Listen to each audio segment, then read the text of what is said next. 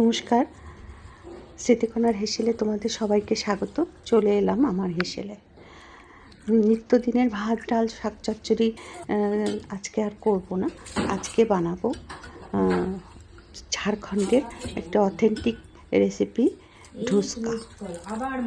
ধুসকা বানানোর জন্য 1/2 কাপ ছোলার ডাল, 1/4 কাপ হচ্ছে কলাইয়ের ডাল, মানে বিউলির ডাল যেটা বলে, 2 কাপ গোবিন্দভোগ চাল ভালো করে ধুয়ে সারা রাত ভিজিয়ে রেখেছিলাম।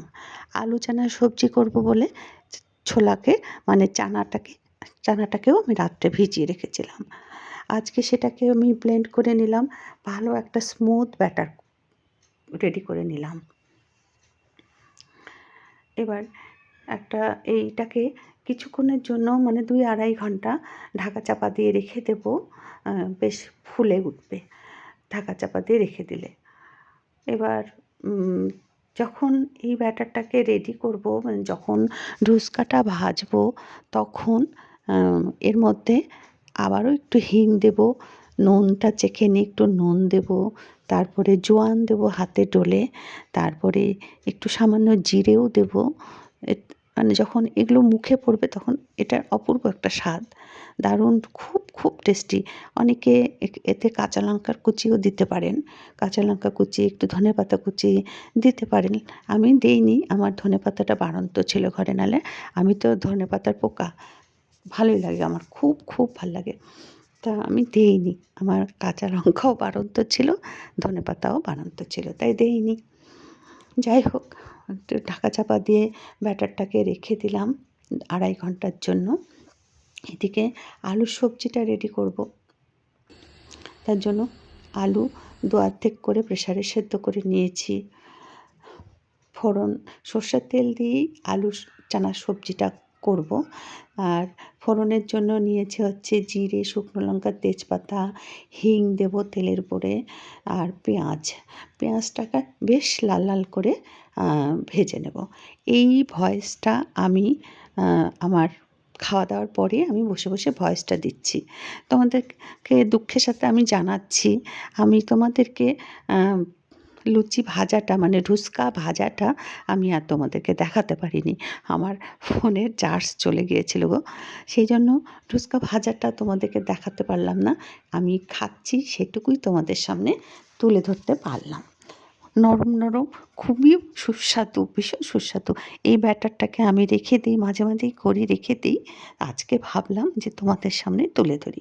আমি মাঝে মাঝে চা যখন খাই তখন চায়ের সাথে ভেজে নিয়ে খাই, খুব ভাল লাগে আমার, প্রচণ্ড মানে টেস্ট লাগে এই ধুসকা। আমি বাঙালি, কিন্তু আমি অন্য কিছু ট্রাই করব না তা তো না। সেই জন্য আমি বিভিন্ন রকম নিজে ট্রাই করি বাড়িতে। যেমন দেখোই তো, আমি মোগলাই রান্নাও করি, বিরিয়ানি ফিরিয়ানি হ্যান ত্যান, তারপরে চাইনিজও করি, তারপরে আবার কী বলে ওটাকে, ওই মোমো টাইপ যেটা বলে, মোমোও বানিয়েছিলাম, পাওভাজিও একবার বানিয়েছিলাম।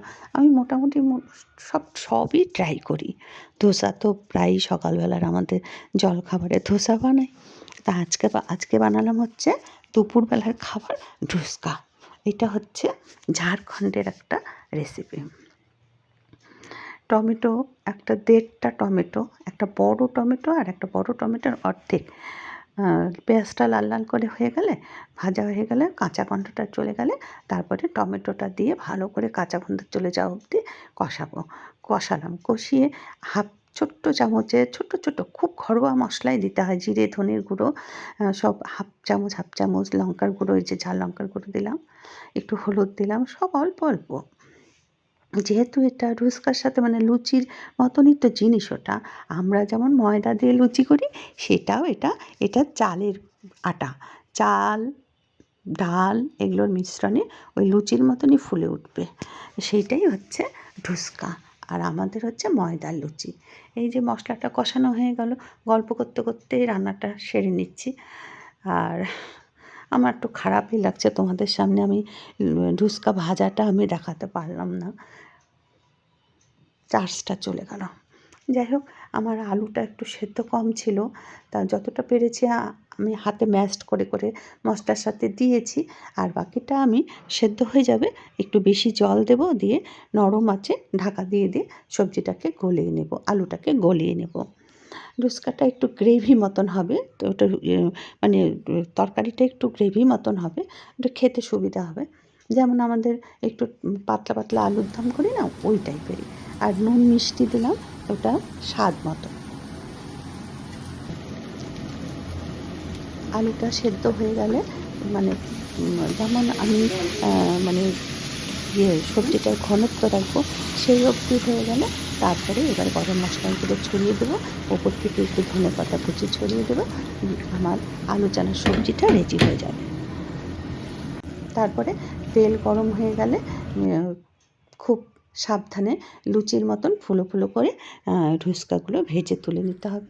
এই যে নরম নরম ফুলকো ফুলকো আর খুব সুস্বাদু ধুসকা আলু চানার সবজি দিয়ে আমি খাচ্ছি। অপূর্ব, তোমরাও একবার ট্রাই করে দেখো। টাটা।